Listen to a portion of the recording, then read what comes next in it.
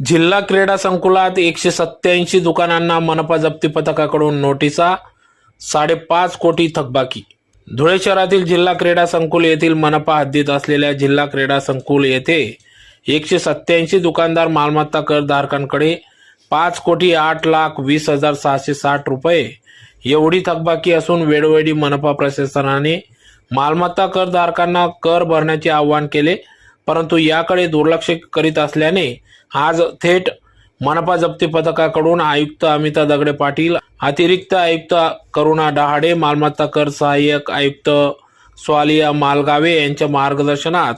जप्ती पथक प्रमुख तथा अधीक्षक शिरीष जाधव यांच्या पथकाने या ठिकाणी 187 दुकानांना आज नोटिसा बजावल्या असून येत्या 7 दिवसात याबाबत मालमत्ता कर दुकानदार यांनी थकीत न भरल्यास आपली मालमत्ता जप्त करण्यात येईल असे आवाहन यामार्फत करण्यात आले।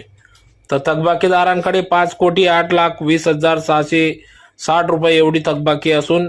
धुळे शहरातील मालमत्ता कर धारकांनी देखील आपले मालमत्ता कर भरावा, अन्यथा आपल्याला देखील मालमत्ता जप्तीचा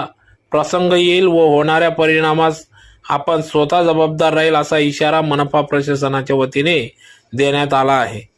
यावेळी मनपा जप्ती पथक प्रमुख तथा अधीक्षक शिरीष जाधव, अधीक्षक मधुकर निकुंबे, निरीक्षक पंकज शर्मा, मनोज चौधरी, अनिल चेडके, किशोर बागुल अग्रवाल, लिपिक श्रीकांत चव्हाण, जाकीर बागवान, जयंत पाटील, रवींद्र बडगुजर, शांताराम चौधरी, सुदाम सोनवणे, जितेंद्र गहिवाड, गजानन वाघ, मनीष जरसोदीवाला, सुदर्शन देवरे, रवींद्र पाटील, अनिल वडवी, राजेंद्र गवडी, बशीर मुर्तजा, गोरख सरगर,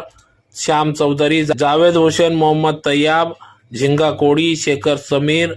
मुदस्सिर शेख, अभिषेक रोहित भोकरे, स्वप्नील मोरे, अभिषेक सोनार, सचिन पवार, पंकज मोरे, शिपाई वहीद्दीन शेख, रवींद्र भांबरे, शेखर रईस, रवींद्र वराडे, अशोक मंगेडकर आदी अधिकारी कर्मचारी या ठिकाणी पथक उपस्थित होते।